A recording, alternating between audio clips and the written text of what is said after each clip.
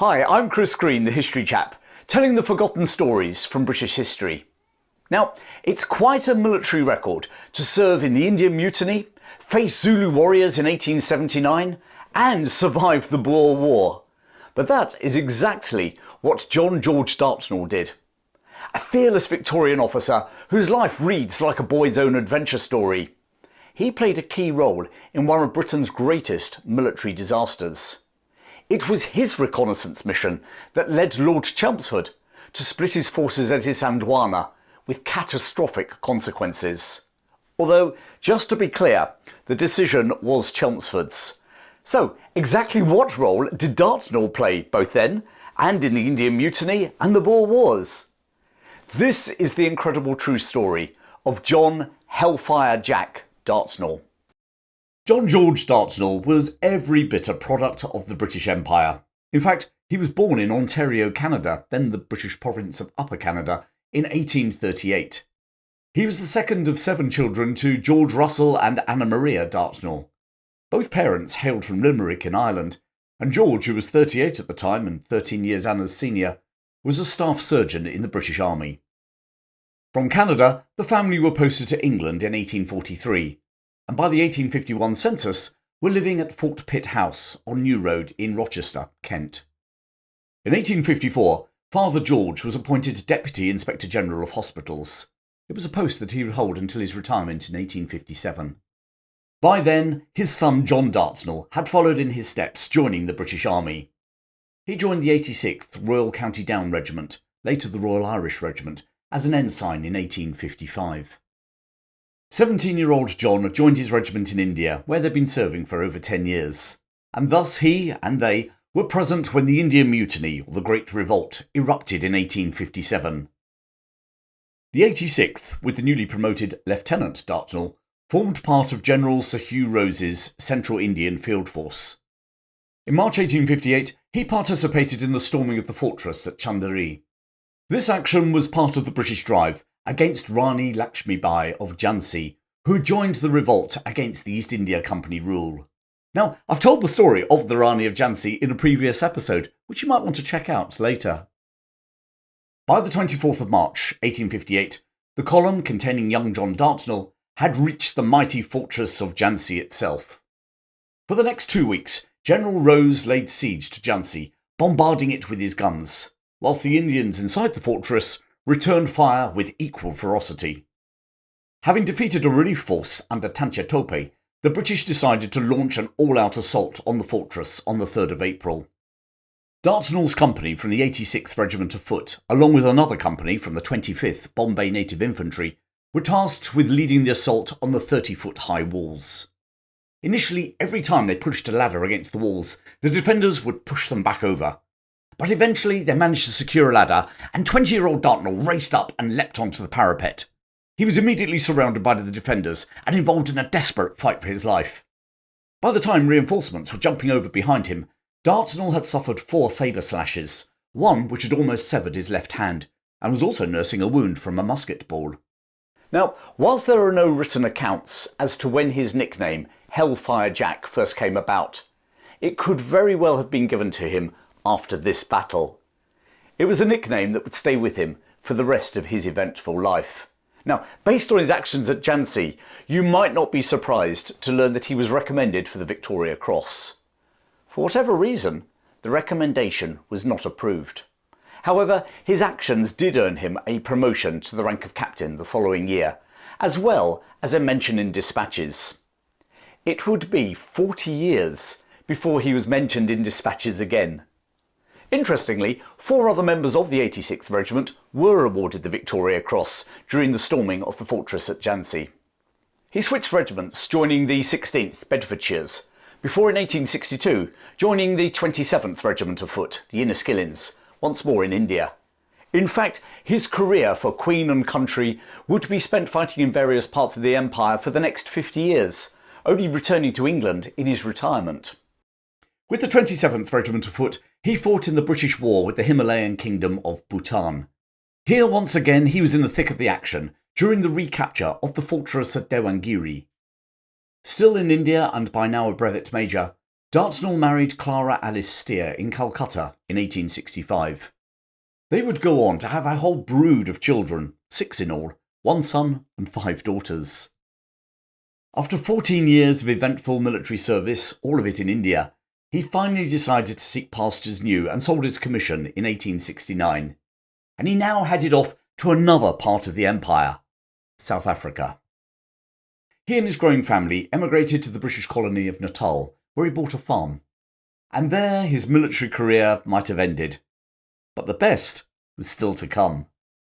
When in 1874 the governor of the colony announced that he wanted someone to raise a paramilitary police force to counter local African rebellions, Dartnell applied for the position of commander or commandant of the new unit. In his interview, he informed the governor that he had no knowledge of policing. The governor, however, recognised his military service. Here, he decided, was a man who could command, and who could build this unit from scratch. He offered Dartnell the post of commander of the Natal Mounted Police, with the rank of major.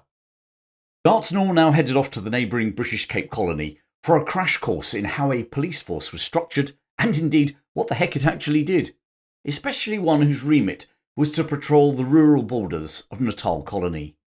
Whilst his original idea had been to recruit from England, financial constraints forced him to recruit from, as he later recalled, the flotsam and jetsam of the colony. It says something about his organisational abilities and leadership skills that despite that talent pool, the unit became a highly disciplined and professional force, whose members were incredibly loyal to their commander.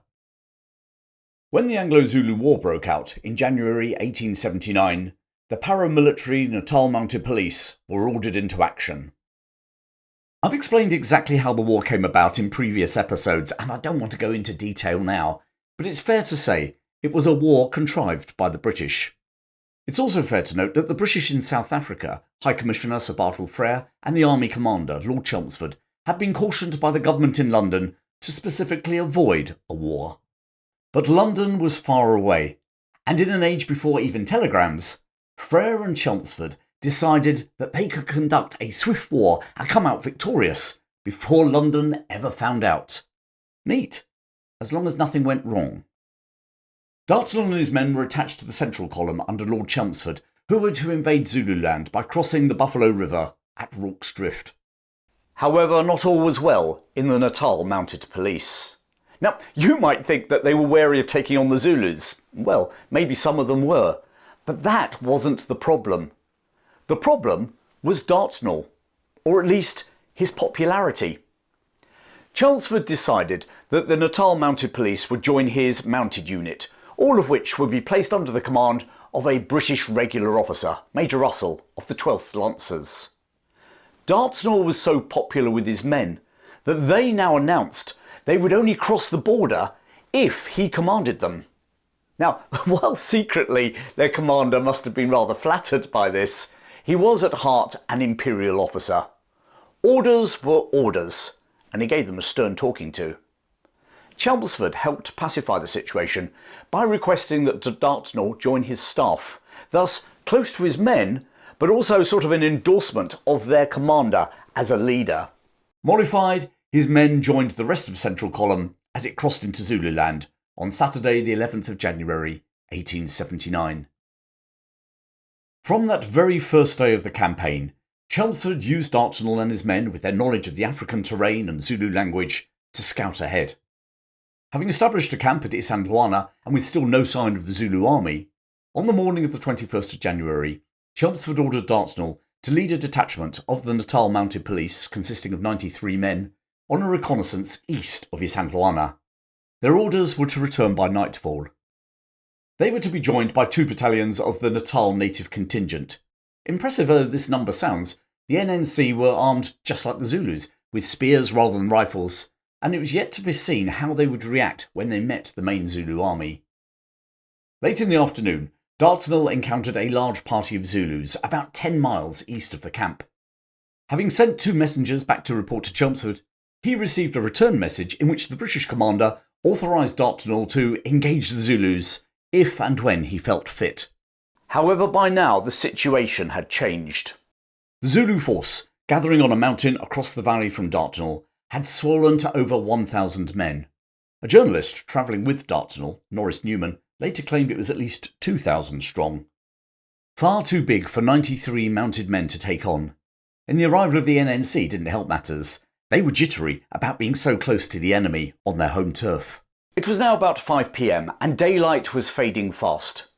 To try to retreat over 10 miles in the pitch black of the African night with such a large force of Zulus nearby was inviting disaster. Caught between the proverbial rock and a hard place, Dartnell decided that despite his orders to return to Isandlwana by nightfall, they would stay where they were and bivouac for the night. He formed a square on some high ground, with the NNC forming 3 sides and the mounted, well now dismounted, Europeans the 4th. Vedettes were thrown out in a circle around the position. And there they waited, with no food, no blankets and no reserve ammunition, 10 miles from the security of the British camp. And across the valley on the opposite hill, hundreds of fires from the Zulus twinkled in the night. Suddenly in the dark they heard movement from behind them in the direction of Isandlwana. As the men in the bivouac braced themselves for the Zulu onslaught, they were relieved to see a British officer appear. Lieutenant Henry Walsh arrived with a detachment of Imperial Mounted Infantry, which was a welcome sight. Even more welcome were the supplies of food that they brought with them. Dartnell now sent Walsh back to inform Chelmsford that the Zulu presence had significantly increased, and he could only take on such a force if he had assistance from the redcoats of the regular British Army. Walsh set off once more. That night he travelled a round trip of 20 miles, through the pitch black, over terrain that had no roads, deep inside enemy territory. I mean, that's pretty impressive, and I bet just a bit nerve-jangling for the 25-year-old from Taunton in Somerset. Speaking of nerve-jangling, Dartnell was having to deal with plenty of those back at the bivouac. The journalist Norris Newman was woken by the pounding of running feet, and suddenly he was surrounded by dozens of black bodies clasping cowhide shields and spears. Believing that the Zulus were sweeping into their position, he grabbed his rifle and he clubbed one of the men. It soon turned out they were not Zulus, but the NNC who were spooked. Dartnell, along with some European NCOs and men from his Natal Mounted Police, finally managed to restore order and re-establish the square. However, the NNC refused to go back out to their exposed vedette positions. As the night drew on, a fog started to rise from the Mangini River in the valley below. And there Dartnell waited, with no vedettes to warn him of an impending attack by the Zulus, moving stealthily through the fog. Meanwhile, Lieutenant Walsh had arrived back at Isandlwana and delivered Dartnell's message to Lord Chelmsford. It was 1:30 a.m. on the 22nd of January, 1879. And as he read the message, Chelmsford came to the conclusion that Dartnell was facing the vanguard of the main Zulu army. He was wrong, but under that mistaken belief, Chelmsford now split his force, setting off before dawn with the 2nd Battalion, 24th Regiment of Foot, the Mounted Infantry, and 4 guns. Colonel Pauline, who was left in charge of the remaining force at Isandlwana, was ordered to strike camp and follow him as soon as possible. One of the officers from the 2nd Battalion, 24th Regiment of Foot, who was accompanying Chelmsford to Dartnell's aid, was 25-year-old Captain William Penn Simmons from Cornwall. He and Dartnell would be reunited in tragic circumstances 20 years later. By the time Chelmsford arrived at Dartnell's position, the fog had disappeared. So too had the Zulus. Disappointed as much as perplexed, Chelmsford now sent out his mounted units to re-establish contact and then meet the Zulu army in battle. And there would indeed be a battle that morning, just not between Chelmsford's force and the Zulus. Now, whether the Zulus that Dartnell had encountered were a decoy or local Zulus who were trying to join the main Zulu army is open to debate. But what isn't is that Chelmsford was in the wrong place. As he searched eastwards in the direction of the Zulu capital at Ulundi, the Zulu army was in fact lying to his north, and that morning launched a highly disciplined attack on the camp at Isandlwana. Now, I've told the story of the battle in a previous episode, so I won't go into the detail now. Suffice to say that almost the entire garrison that Chelmsford had left behind was annihilated, including 34 men from the Natal Mounted Police who hadn't been on Dartnell's scouting trip. They would form part of Durnford's last stand as the Zulus overran the camp. As messengers started to arrive suggesting that a major battle was going on behind him, Chelmsford gathered his force. It took a while, as it was spread out over the Zulu countryside. Eventually that evening they arrived back at the stricken camp after dark. Dartnell, his men and the rest of Chelmsford's force spent a pretty horrid night sleeping amongst the disemboweled bodies of many of their former comrades. In the distance, back towards the border with the Natal, the sky was red from the mission station at Rorke's that was on fire. The next morning they, along with the rest of Chelmsford's depleted column, set out for Rorke's and discovered, to their surprise, that the tiny garrison had managed to beat off the Zulu attack. Dartnell and his men served throughout the rest of the war, and the Natal Mercury later wrote of the Natal Mounted Police and its commander, "We have always felt it a pleasure and a duty to uphold the reputation of Major Dartnell's force, and we do so the more heartily now, because it has, during the eventful and trying times of the last 6 months, earned every right to be regarded with respect and admiration. That the men played the part of true soldiers at Isandlwana, the bodies of their slain comrades grouped around the last rallying point, sadly testify. The records of the campaign show that whenever their services have been called into action, they have behaved with gallantry and distinction. This is no more than we might have expected of any corps led by Major Dartnell, than whom we believe a more devoted, daring and yet discreet leader will not be found in South Africa. The trumpet of fame has not sounded their praises, but that is due to circumstances rather than intention. Whatever the Natal Mounted Police have had to do, they have done well." Hellfire Jack was obviously a leader who inspired confidence and loyalty in his men, and admiration from outsiders. After the war, Dartnell remained with the Natal Mounted Police, once more seeing action both in the Basuto Gum War and the First Anglo-Boer War at the Battle of Laing's Nek. In 1885 he was promoted to the rank of colonel. And when in 1894 the Natal Mounted Police merged with other police and prison services in the colony to form the Natal Police, John Dartnell was appointed as the commissioner of the whole new force. During his tenure, he transformed them into the most effective police force in South Africa, not least by pioneering the use of fingerprinting in the region. When the Second Anglo-Boer War broke out in 1899, Dartnell was attached to the British Army, close to the border with the Boer republics of Transvaal and the Orange Free State. The heavily built Dartnell, who sported a smart white beard, had hoped that the Natal Police would be allowed to operate as a 400-strong light horse regiment, but their knowledge of the local terrain and languages destined them to be used as small scouting formations instead. Dartnell and about 90 of his police joined the British Army for its attack on the Boer positions at Tulana Hill on the 20th of October. And here, Dartnell was reunited with another Zulu War veteran. 20 years after both being spared the disaster at Isandlwana, Colonel Dartnell joined Lieutenant General, as he now was, Penn Simmons, formerly of the 2nd Battalion, 24th Foot. Whilst the Natal Police contingent were held in reserve along with the Leicestershire Regiment, Dartnell accompanied the General to the front line. And it was there, whilst urging his men forward, that General Penn Simmons was shot in the stomach. Dartnell helped him up onto his horse and took the stricken general to a medical point. He then returned to bring another wounded officer, Major Hammersley, back for medical attention too. Surviving his injuries, Hammersley would go on to serve as a Major General during the Gallipoli campaign, commanding the 11th Northern Division. Penn Simmons, however, was not so lucky, dying of his wounds 3 days after the battle. Following the Battle of Tulana Hill, the 61-year-old Indian Mutiny and Zulu War veteran, together with his 90 men, used their local knowledge to lead the British across the country to join the garrison at the nearby town of Ladysmith. Less than 2 weeks later, the Boers laid siege to the garrison. During the siege, the garrison commander, General White, would mention Dartnell in dispatches. It was 40 years since that had last happened to Dartnell, way back in the Indian Mutiny. A lot of water had passed under the bridge since then, and there was still more to come. The siege of Ladysmith would last nearly 4 months, finally being lifted by a British relief force on the 28th of February 1900.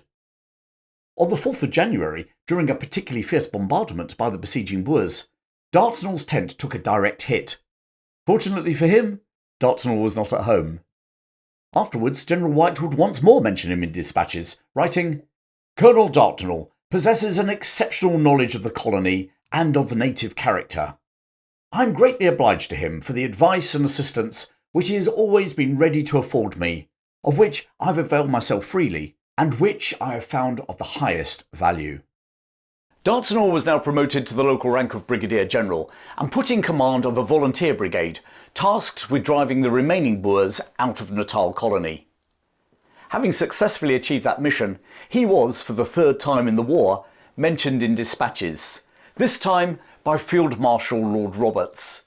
It's like waiting for a bus, isn't it? 40 years since the first one in India, and now 3 in the space of 2 years. In August 1901, he was then given command of a brigade formed from the 1st and 2nd Imperial Light Horse, together with a unit from the Imperial Yeomanry, operating in the Orange Free State, or the Orange River Colony, as it was renamed by the British. Within weeks they had their first taste of action. Dartnell's men were escorting a convoy between Ladysmith and Bethlehem when they were attacked by a force of 400 Boer commandos whilst fording the Elands River. But the Boers had not bargained in facing Hellfire Jack Dartnell. He led a fierce defence that successfully drove off the attackers. On the 18th of December, he and his men clashed with 7 commando groups, commanded by the legendary Boer general Christian de Wet. Once more, the Imperial Light Horse, led by their 63-year-old commander, prevailed. It was during this action that Irish Rugby Union star and British Army surgeon Thomas Crean was awarded the Victoria Cross. For Dartnell's services in the war, and a culmination of nearly 50 years of service in total, he was made a Knight of the Order of the Bath. Sir John Dartnell finally retired with the rank of Honorary Major General in 1903. He and his wife returned to England, settling in Kent, the county of his childhood.